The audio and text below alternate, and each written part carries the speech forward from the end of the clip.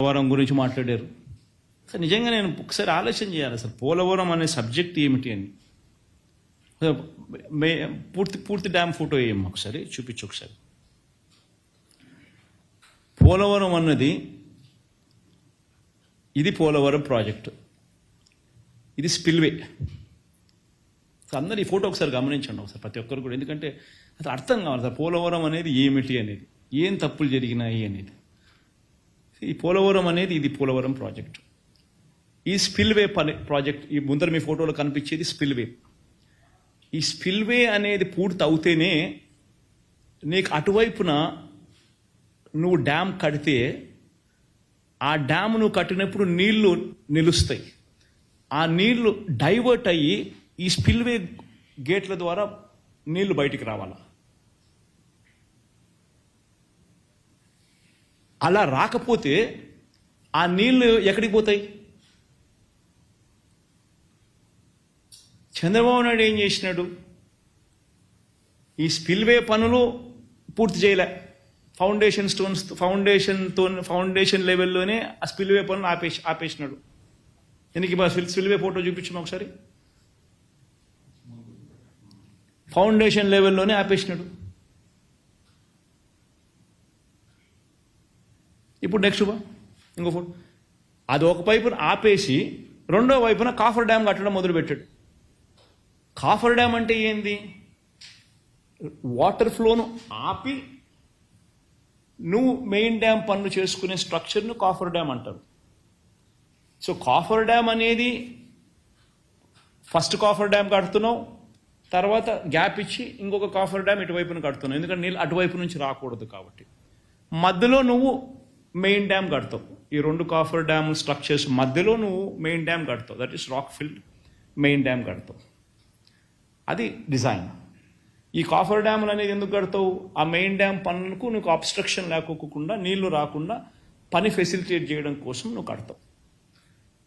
ఈ రెండు main copper డ్యాములు అనేది నువ్వు ఎప్పుడు కట్టాలి?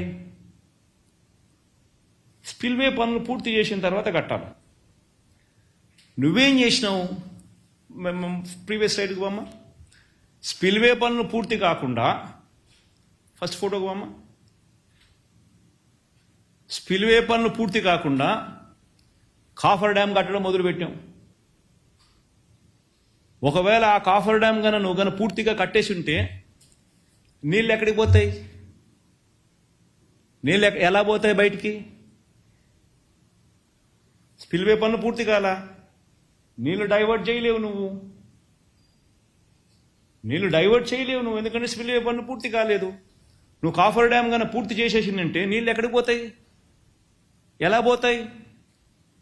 సో నీళ్లు ఎక్కడికి పోతాయి, ఎలా పోతాయి అనే దానికి సమాధానం లేదు. కాబట్టి ఏం చేసావు?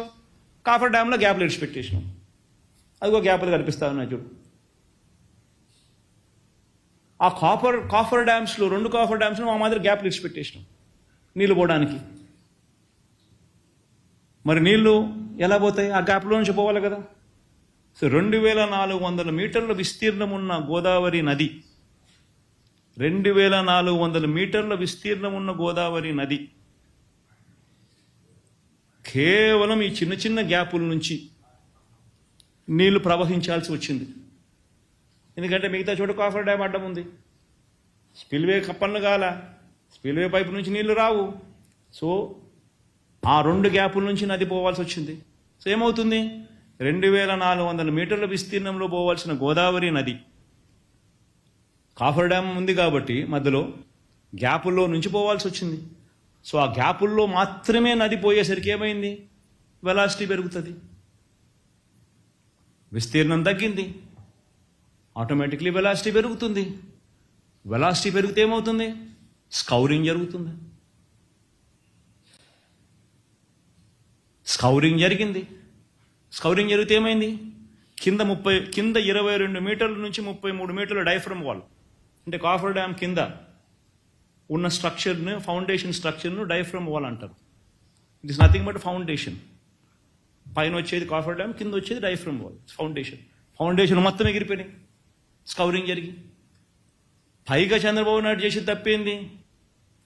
కాఫర్ డ్యామ్లో ఒకవైపున మొదలుపెట్టినట్టుగానే మెయిన్ డ్యామ్ కూడా మొదలుపెట్టాడు. 2 కాఫర్ డ్యాములు పూర్తి చేయకుండా మధ్యలో మెయిన్ డ్యామ్ కూడా వదిలిపెట్టాడు. మెయిన్ డ్యాముకు సంబంధించిన డైఫ్రమ్ వాల్ కూడా అయిపోయింది. అప్పటికి ఏమైంది? అప్పుడు ఈ స్కౌరింగ్ కాఫర్ డ్యామ్ను ఎత్తింది, మెయిన్ డ్యామ్ డయాఫ్రమ్ వాల్ను కూడా ఎత్తేసింది. సో మొత్తం 3 చోట్ల 3 డయాఫ్రమ్ వాల్స్ ఈ గ్యాపుల్లో నుంచి నీళ్లు పోవాల్సిన పరిస్థితులు పోక తప్పలేదు. కాబట్టి వెలాసిటీ ఆఫ్ ది వాటర్ పెరిగి స్కౌరింగ్ వల్ల పూర్తిగా ఎత్తేసింది. అసలు ఎవడన్నా బుద్ధునోడు ఎవడన్నా కానీ ఇది చేస్తాడా?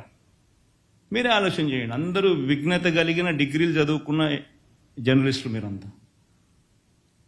ఒక ప్రాజెక్ట్ కట్టేసరికి ప్రణాళికాబద్ధంగా కట్టాలి. ఫస్ట్ స్పిల్వే అయిపోవాలి, so that diversion of water can take place when the coffer dam is put in place. Spillway పనులు పూర్తి కాకముందే కాఫర్ డ్యామ్ పనులు మొదలు పెడతావు. కాఫర్ డ్యామ్ కన్నా పూర్తి అవుతే స్పిల్వే వైపు నుంచి నీళ్లు మళ్లించే అవకాశం లేదు కాబట్టి కాఫర్ డ్యామ్లో గ్యాప్లు ఇచ్చి పెడతావు. కాఫర్ డ్యాములు 2 పూర్తి కాకమునిపే, స్పిల్వే పూర్తి కాకమునిపే నువ్వు మెయిన్ డ్యామ్ డయాఫ్రమ్ వాల్ కూడా కట్టేస్తావు. సో నీళ్లు ఆటోమేటిక్లీ తక్కువ గ్యాప్లో నుంచి వచ్చేసరికి వెలాసిటీ ఆఫ్ ది వాటర్ పెరిగి స్కౌరింగ్ జరుగుతుంది. సో కిందికి 35 మీటర్ల నుంచి 22 మీటర్లు స్కౌరింగ్. తప్పు ఆయన చేస్తే మన ప్రభుత్వం వచ్చిన తర్వాత ఈ తప్పులన్నీ రిపేర్ చేస్తూ అడుగులు పడ్డాయి. అసలు ఫస్ట్ ఆఫ్ ఆల్ ఈ డ్యామ్ కన్స్ట్రక్షన్ చంద్రబాబు నాయుడు తీసుకోవడమే చేసిన మొదటి తప్పు. కేంద్ర ప్రభుత్వం చట్ట ప్రకారము వైపీ రీఆర్గనైజేషన్ యాక్ట్ ప్రకారం వాళ్ళు కడతామంటే వాళ్ళతో కట్టించకుండా చంద్రబాబు నాయుడు దీన్ని కాసుల కోసం, కమిషన్ల కోసం కన్స్ట్రక్షన్ యాక్టివిటీ ఈయన తీసుకున్నాడు. తీసుకుని 2013 ఈయన తీసుకునిందే, ఈయన ప్రభుత్వం వచ్చింది 2019 వచ్చింది, 2014 వచ్చింది, సారీ 2014 వచ్చింది. 2014లో ఆయన ప్రభుత్వం వస్తే ఏమంటాడు? 2013-14కు సంబంధించిన రేట్స్ ఫ్రోజ్ అంట, ఫ్రీజ్ చేసి ఆ రేట్లకే మేము చేస్తామని ఒప్పుకున్నాడు. ఏ ప్రాజెక్ట్ అయినా కానీ ఎన్ని రోజులు పడుతుందో ఎవరికి తెలియదు. కేంద్ర ప్రభుత్వం రెస్పాన్సిబిలిటీ, ప్రాజెక్టు కట్టాల్సిన బాధ్యత మీది అని చెప్పాల్సింది పోయి నేను ఉండి ఎగ్జిక్యూషన్ అథారిటీ, నేను కాకపోతే మీరే చేయండి కానీ ప్రాజెక్టు మీరే కట్టాలి అని చెప్పాలి. కానీ రేట్లు ఎవడన్నా ఫ్రీజ్ చేస్తాడా? 2023-24 రేట్లు మాత్రమే నేను తీసుకుంటానని ఫ్రీజ్ చేసినాడు. అది ఇంకొక తప్పు చంద్రబాబు చేసింది. ఇంత దారుణంగా చంద్రబాబు నాయుడు గారు చేయడమే కాకుండా ఏం చేశాడు? దీంట్లో సబ్ కాంట్రాక్టర్లు ఏమైనా తీసుకొచ్చాడు?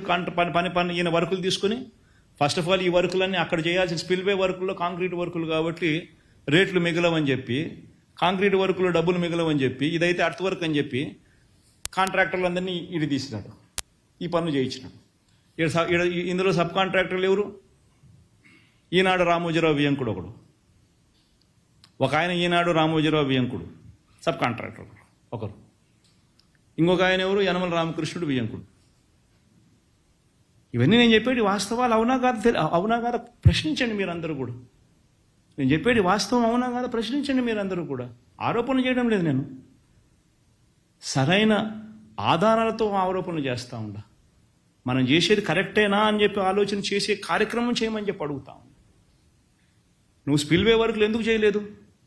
స్పిల్వే వర్కులు కాంక్రీట్ వర్కులు, గేట్ వర్కులు కాబట్టి డబ్బులు మిగలవు కాబట్టి, ఇక్కడైతే అర్త్ వర్క్ కాబట్టి ఇక్కడ చేసినాం. ఈ అర్త్ వర్కులలో ఎవరు కాంట్రాక్టర్లు? రామోజీరావు వియంకుడు ఒక ఆయన, నవభారత్ ఆయన, ఆయన పేరు నవభారత్, నవయుగ. ఇంకొక ఆయన యనమల రామకృష్ణుడు వియంకుడు. ఏంటి సబ్ కాంట్రాక్టర్ల కింద వాళ్ళకి ఇచ్చి వాళ్ళతో పనులు చేయించు. ఇంత దారుణంగా డిలే జరిగితే మన ప్రభుత్వం వచ్చిన తర్వాత మనం ఏం చేసినాం? మన ప్రభుత్వం వచ్చిన తర్వాత మనం ఏం చేసినాము? మనం రాగానే అత్యంత పారదర్శకంగా రివర్స్ టెండరింగ్ పిలిచి 865 కోట్ల రూపాయలు ఆదా చేస్తూ కాంట్రాక్టర్ను మార్చి వెంటనే స్పిల్వే పనులు, ఈ పనులు కాదు, స్పిల్వే పనులు ఓవరాల్ కేంద్ర ప్రభుత్వానికి మిగిలిచ్చినాం 865 కోట్ల రూపాయలు రివర్స్ టెండరింగ్ ప్రక్రియలో భాగంగా. స్పిల్వే పనులు పూర్తి చేసాం, స్పిల్వే అప్రోచ్ ఛానల్ పూర్తి చేసినాం, స్పిల్వే గుండా నీళ్లు పోయేట్టుగా స్పిల్వే పనులు అన్నీ కూడా పూర్తి చేసినాం.